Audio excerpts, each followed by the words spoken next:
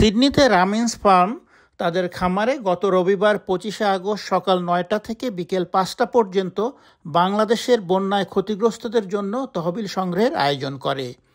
এই দিন $11,000 তহবিল সংগৃহীত হয়। পাশাপাশি রামিন্স ফার্ম কর্তৃপক্ষ তাদের প্রতিশ্রুতি অনুযায়ী সমপরিমাণ অর্থ দান করায় সর্বসাকুল্যে $22,000 তহবিল জমা পড়ে। রামিন্স ফার্ম কর্তৃপক্ষ ন্যূনতম $30,000 তহবিল সংগ্রহের পরিকল্পনা নিয়েছে।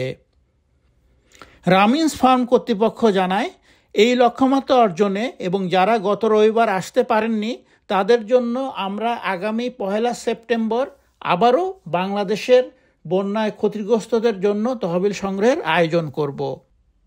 সংগৃহীত তহবিলের সমস্ত অর্থ বাংলাদেশের কয়েকটি বিশ্বস্ত দাতব্য সংস্থার মাধ্যমে সরাসরি বন্যায় ক্ষতিগ্রস্তদের কাছে পৌঁছে দেওয়া এবং পরবর্তীতে তাদের তালিকা প্রকাশ করা হবে বলেও জানিয়েছেন রামিন্স ফার্ম কর্তৃপক্ষ। তাছাড়া সরাসরি রামিন্স ফার্মের ব্যাংক অ্যাকাউন্টেও তহবিল জমা করা যাবে। Naim Abdullah, independent television, Sydney, Australia.